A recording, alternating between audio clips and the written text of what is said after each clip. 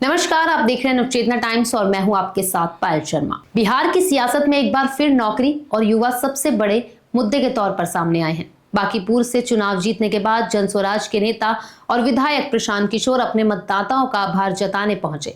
लेकिन इस आभार दौरे की सबसे बड़ी चर्चा सिर्फ धन्यवाद तक सीमित नहीं रही, बल्कि प्रशांत किशोर ने बांकीपुर के युवाओं के लिए 10,000 निजी नौकरियां का बड़ा ऐलान किया है। रिपोर्ट्स के मुताबिक प्रशांत किशोर का लक्ष्य अगले 2 साल में बांकीपुर के कम से कम 10,000 युवाओं को निजी क्षेत्र में रोजगार दिलाना है।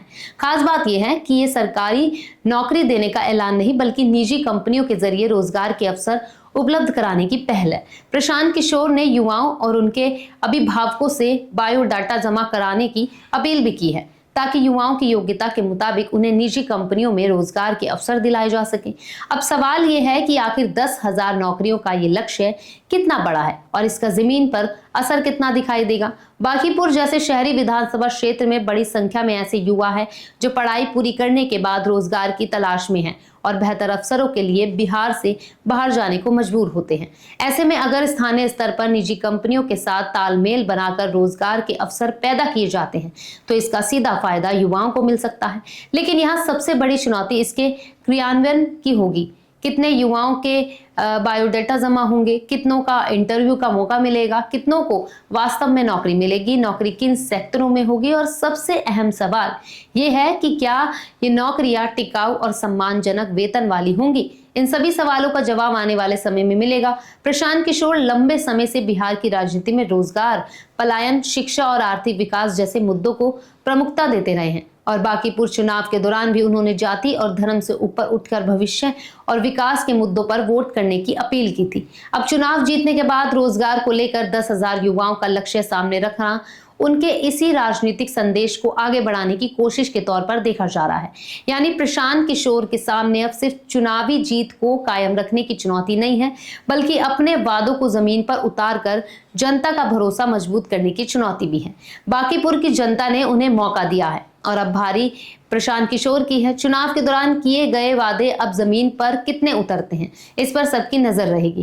खास तौर पर 10,000 नौकरियों का लक्ष्य आने वाले 2 साल में उनके लिए बड़ी परीक्षा बन सकता है, क्योंकि बिहार में राजनीति के सबसे बड़े सवालों में रोजगार का सवाल हमेशा प्रमुख रहा है। अगर बांकीपुर में निजी क्षेत्र के जरिए बड़े पैमाने पर युवाओं को रोजगार दिलाने का मॉडल सफल होता है तो इसे सिर्फ एक विधानसभा क्षेत्र की पहल नहीं, बल्कि बिहार की राजनीति में एक अलग प्रयोग के तौर पर भी देखा जा सकता है। चुनाव जीतने के बाद जनता की उम्मीदें भी बढ़ सकती हैं और अब बांकीपुर के लोग सिर्फ भाषण नहीं, नतीजे देखना चाहेंगे।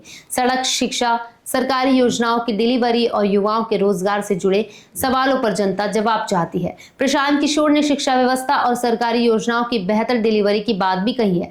ऐसे में आने वाले समय में बांकीपुर सिर्फ राजनीतिक प्रयोग की वजह से नहीं, बल्कि विकास और रोजगार के मॉडल को लेकर भी चर्चा में रह सकता है। तो कुल मिलाकर बांकीपुर में प्रशांत किशोर का आभार दौरा अब रोजगार के बड़े ऐलान में बदल गया है। 10,000 युवाओं को निजी क्षेत्र में नौकरी दिलाने का लक्ष्य सामने है। युवाओं के बायोडेटा मांगे जा रहे हैं और उम्मीदें भी बड़ी है। लेकिन अब असली सवाल यही है कि क्या ये ऐलान वास्तव में नौकरी में बदलेगा, क्योंकि चुनाव जीतना एक पड़ाव है, लेकिन जनता का भरोसा जीत कर रखना असली चुनौती है। बांकीपुर की जनता ने अपना फैसला सुना दिया है। अब बारी प्रशांत किशोर की है कि वह अपने वादों को कितनी तेजी से जमीन पर उतारते हैं। आप लोगों को क्या लगता है, ये वादे पूरे होंगे या ये भी बाकी नेताओं की तरह खोखले वादे करके रह जाएंगे? अपनी राय जरूर बताइएगा और देखते रहें नवचेतना टाइम्स।